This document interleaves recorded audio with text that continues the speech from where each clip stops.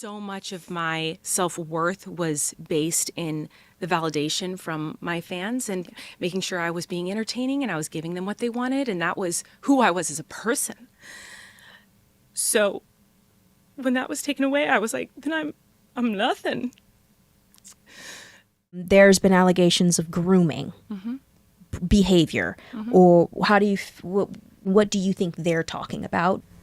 Look at this, Adam, you need questions for your Q&A. Are you a virgin? And she asked me what my favorite sex position is. Many years ago, I used to message my fans, but not in a creepy way like a lot of you are trying to suggest. It was more of a loser kind of way. I should have thought a lot more about my interactions with my fans. I'd love them. I can't believe I'm reaching in there right now. Toxic gossip train, the locomotive's fueled with hateful accusations. The toxic gossip train, steamroll over someone's reputation. So you have admitted to sending lingerie to an underage fan. Just want to clear the air and say my side of things without any, expectations or, Or ukulele. Or ukulele. God, fuck that ukulele. Can I say that word? Yes. You can say that word. Being accused of grooming teenagers is a tough thing to come back from, especially when there's a ton of video evidence and text messages for everyone to see. But when you go from being one of the biggest YouTubers in the world to losing everything overnight, it's only a matter of time before your self-entitlement and greed forces you to try and claw it all back. And that time is now. Colleen Ballinger, aka Miranda Sings, is back with another cringy-ass attempt to clear her name and rewrite history. If the collective fuck you from the internet 2 years ago wasn't loud enough, then surely this time will be. Appearing on a podcast last week, Colleen looks to be starting her apology tour where she attempts to do what she should have done 2 years ago and actually apologize and take accountability for creeping on children. Except she fails spectacularly. She pulled out all the tricks, pausing for effect after a tough question and squeezing out a few tears and a shaky voice. Her most emotional moments were when she was reflecting on how it all affected her personally and how much she lost. The insincerity was only matched by the mental gymnastics. I honestly thought she would have been better off pulling out that fucking ukulele again. I thought you wanted me to take accountability, but that's not the point of your mob mentality, is it? No. Your goal is to ruin the life of the person you despise while you dramatize your lies and monetize their demise. I feel like I can already hear the comments on this video. She's gaslighting, manipulating. Oh, she's a narcissist and a rat. I would never make a mistake like that. This woman is a case study in projection. What is it with celebrities accusing their fans of all the toxic traits they're being accused of? That's some crazy logic. Yeah, sure, I'm a gaslighting, manipulative narcissist, but admit it, so are you. And I don't think I've ever seen a more passive-aggressive apology video from a YouTuber before either. She definitely wins the award for failing to read the room and digging her own grave at the same time. This time is no different though. You would have thought that after 2 years on the sidelines producing daily vlogs that no one watches, she would have just come out with a solo video looking straight into the camera and admitting to all the allegations, apologizing profusely, and then disappearing again. But no, that would be the right thing to do. Instead, we get this belated damage control interview with the most softball questions you've ever heard. That was for an adult audience. Yes. Yeah. I mean, I certainly never thought I'm making a kid show or a kid character or something to entertain children. That was never the goal ever, actually, in my career. And even when I did my Netflix show, that was a discussion that we had constantly because they were like, oh, there's a lot of teens here. So let's put this on the kids app. And I was like, whoa, this is not a kids show. I do not want this on the kids app. That would be inappropriate. This is 100% not for children. And it was but they really wanted it there because they saw a younger audience. Mm-hmm. And they were like, we want the younger audience to be able to see this. And I was like, that's fine, but they need their parents' approval because this is not a kid show and this isn't a kid character. So I never set out for it to be for kids or, it was, like I said in the beginning, my comedy was pretty crass. Do you feel like not having a team earlier in your career hindered you from making better decisions? I definitely wish I had someone to give me advice. Hang on, let's just break that down for a moment, because if you're not trained in the dark arts of celebrity cringe, you may have missed a couple of things. That clip was from earlier on in the interview where Colleen was explaining how she involuntarily shifted from targeting an adult audience into a child audience, and of course, it's not her fault because it was Netflix's idea. Apparently, she was against it at first, but then got roped into it because Netflix wanted to monetize children, not her.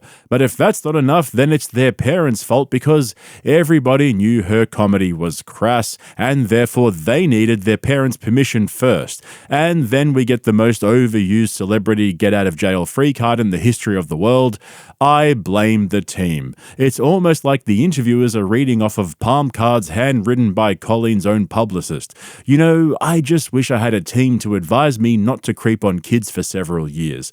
And that's my biggest gripe with this whole situation. We're not talking about one or two shows here where she slipped up and said something inappropriate. Don't get it twisted and fall for the innocent girl next door act she's putting on for the camera. This was her whole act.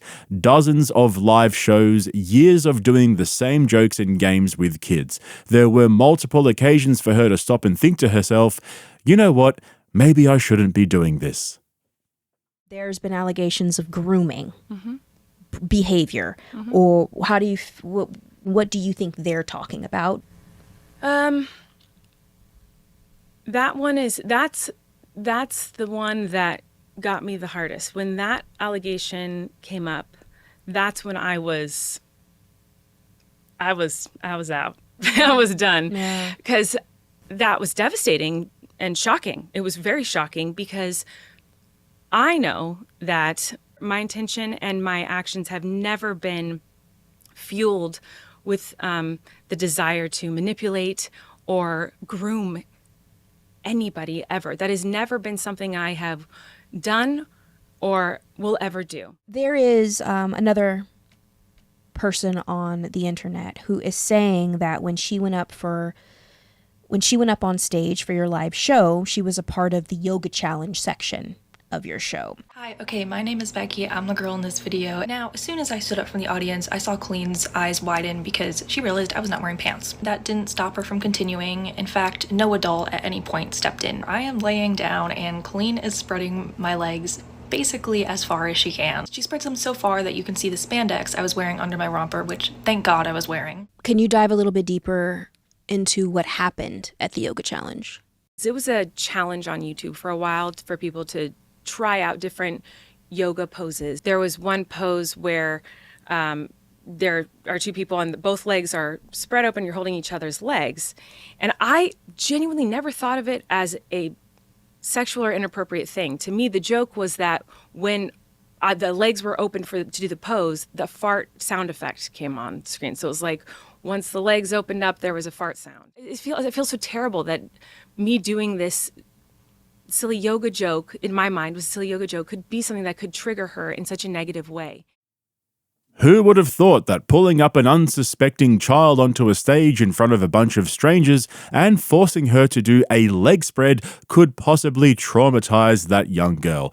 But it's all just jokes, right? And this is the theme I noticed throughout this whole 1 hour interview with Colleen. She still doesn't get it. She's still trying to justify her act instead of just straight up admitting that it was completely fucked up. And like I said earlier, we're not talking about a one-off show where something like this happened.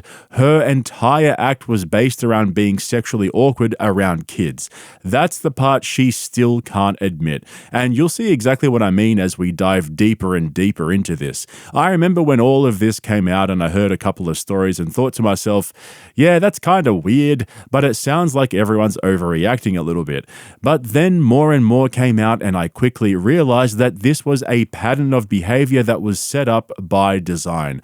The whole point was to be inappropriate, cause comedian. If you could explain why there is a clip of YouTube of a little boy eating Cheetos out of your pants, could you explain that for the audience, please? Pulling Cheetos. That makes it sound more egregious. Like he's physically eating out of her pants. He wasn't. He was taking one. Oh, he was taking a... See, that's how things get twisted. Right. Yeah. So could you explain it, please? Well, I mean, what a crazy thing to hear, that there's a woman on stage and there's a young person taking food out of her pants and eating it on stage. I mean, that's crazy. I'd love them. I can't believe I'm reaching in there right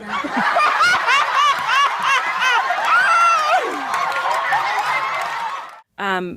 A lot of the joke with Miranda was that I would say and do things that were inappropriate or had some sort of sexual innuendo to them or something like that, and it went over the character's head. Like, Miranda was not aware that she was saying something that could be taken the wrong way. Miranda was teaching the audience how to sneak food into the movie theater. And so I stuffed a big bag of cheese balls in my pants. It was supposed to be like, she doesn't realize how inappropriate this looks. But shortly after, like, I mean, I'd say within a year of doing that joke, I cut it because I was like, I think this within a year of doing that joke, you what? Cut it. Like, I stopped doing it because it was, I mean, my fans were, a lot of them were younger at this point. So I was like, you know, I'm not going to, obviously this joke is not, I'm not going to do this anymore. It's not working. It's not appropriate. And so obviously I cut that. I regret doing that. I should have never brought kids up on stage, even though the joke was that Miranda doesn't know that this is inappropriate and the audience is like, it doesn't matter. I should have been like, if I'm going to do this joke, it's in my adult show that I'm doing with adults that are consenting and know that this is the joke, that Miranda doesn't understand that this could look bad. Bro, she did that shit for a year before realizing it was inappropriate? A whole fucking year? This is what I keep saying. It wasn't a one-off show or anything like that. It was part of the act. This is why I honestly think she should just disappear. You cannot come back from that. The only reason she would have stopped is because of a bunch of complaints and the growing backlash. There is no way she's going to sit there and say with a straight face, but after a year of doing it, I realized it wasn't appropriate. Come on, bro, that's fucking insane. All of these so-called allegations show a pattern of behavior spread over months and even years. And I haven't even gotten to the worst parts yet. So you have admitted to sending lingerie to an underage fan. And I know you've talked about this before, but I would like to ask you one more time to address this and kind of what happened and how you're feeling about it now. Yeah, what an idiot. Is how I feel about it now. And so I was doing a live stream like I did pretty often, and I was opening up a box of clothes that I had bought, and in it was this underwear bra set that I didn't order, and it was we were all laughing about it. So everyone in the chat was laughing about it, me and my friend, and he actually put it on over his clothes and was like, look at this, and we were laughing about it. Your Twitter account is making me laugh so much. I want to send him something. Do you want the bra, Adam? Do you want the bra and panties? Tweet right now. Okay, maybe he'll want the panties. Although then his parents will be like, you're not allowed to watch who is sending you panties. There are people in the comments saying, oh, send that to me. Send that one to me. And we were like, we're not going to do that. That's crazy. But then there's one fan in particular who kept asking us to send it. And I was like, obviously you can tell in the live, like I'm like hesitant about it because there is a little bit of brains in there somewhere that was like, maybe not. But then it was just became an inside joke with the fandom, and everyone was like telling me to send it, and he kept asking for it. It was like months of this. And so finally I did, and it was very public and as a joke. And it was like a part of my brain was missing in action of like, hey, this is not a good idea. This looks bad. And so this is where things start to take a real turn, because now all of the innuendo that's supposedly part of the Miranda Singh act has crept into her own persona. You guys saw the clip I threw in there from her live stream. Not only did she lie about who suggested it, I mean, you can clearly see she was the one who said, we should send him something, do you want the bra? But she also wasn't in character. She's not being playful on a stage in front of a live audience of children with their parents. parents, she's live streaming directly to unsupervised children with lacy lingerie on display, thirst-trapping teenage boys. And she's sitting here 2 years later, still trying to blame those boys for peer pressuring her into mailing it out to one of them. That's some fucked up logic right there. An adult woman being peer pressured into mailing lingerie to a teenage boy. And again, it wasn't a spur of the moment decision. She even said herself that it built up over a couple of months until finally she gave in and sent it out to him. But when you're watching this next clip, just imagine if the genders were reversed. Something else, Colleen, that has come up and been discussed is the fact that you would participate in group chats with your fans, and there were minors in those chats, and there would be questions regarding their virginity and sex positions. Right. Inappropriate questions are being asked to underage people. That's true. It's completely inappropriate. Look at this, Adam. Adam, you need questions for your Q&A. Are you a virgin? And she asked me what my favorite sex position is. I used to do this weekly question and answer thing with my audience. They were crass and funny and ridiculous, and they would, whenever I asked for questions for my channel, they would ask me questions like that. They would ask me questions they knew I wouldn't answer that were over the top, inappropriate, stupid, and inappropriate. Shouldn't have done it. I feel really embarrassed and stupid. And Did you know they were underage at the time? I knew that there were teenagers in the chat. Yeah, I did know that. And I also thought, well, they all know I'm not serious. I don't want the answers to these questions. It wasn't in a grooming fashion. Absolutely not. It was in a stupid fashion. It was like I shouldn't. For the like, laugh? For the laugh. I thought it would make them laugh. I thought they'd be like, oh my God, I can't believe you said that. Ha ha ha. You were being one of the kids. Yeah, right. And you had forgotten. Yeah, so right. You were acting more like one of your kid viewers versus remembering that you were actually the adult in the chat. Right, exactly. Okay, everybody relax. She didn't mean it in a grooming way. She was just looking for the ha ha ha. Colleen and these two Muppets interviewing her have completely lost the plot. Running defense for her like that by suggesting those questions are anything but creepy and inappropriate is some elite level mental gymnastics. Once you get past the shaky voice, the crocodile tears, the I just didn't know any better bullshit, all that's left is an adult woman who spent years flirting with teenagers. And now 2 years later, we're all supposed to believe that the real issue here is that the jokes didn't land. As if she bombed some stand-up gig instead of what this really is, a deeply fucked up pattern of behavior that would get any normal person investigated. And dropping this interview while we're smack bang in the middle of the Jeffrey Epstein cover-up is the cherry on top. That's probably why this has me so riled up. I'm so sick of people trying to normalize this kind of behavior. There is no version of this where we all suddenly say, oh, okay, don't worry about it, we get it now. Because even after being caught, exposed, humiliated, and roasted alive by the entire internet, she's still trying to pitch this like it was all just misunderstood comedy. Like the only thing she's guilty of is being too quirky. She keeps saying, looking back, I realized that. No, you don't, because if you actually realized anything, you wouldn't be sitting here on a podcast pretending that 14-year-olds manipulated you. You wouldn't be framing this as a tragic misunderstanding between a grown-ass woman and a fan base full of kids. You wouldn't be blaming Netflix or their parents or my team should have stopped me. This was a clear pattern of behavior that took place over several years. And even now, after 2 years of silence, she still can't say the one sentence that would actually matter. I knew it was wrong at the time, and I did it anyway. Instead, we get the usual Hollywood bullshit, some vague apologies, blaming the internet for being too harsh, sprinkle in the I was in a dark place, and then throw everybody under the bus. It's all so scripted, it feels like she's reading off a teleprompter behind the camera with a cue to cry here. But here's the truth no one on that podcast wanted to say out loud. Colleen Ballinger isn't doing this because she's sorry.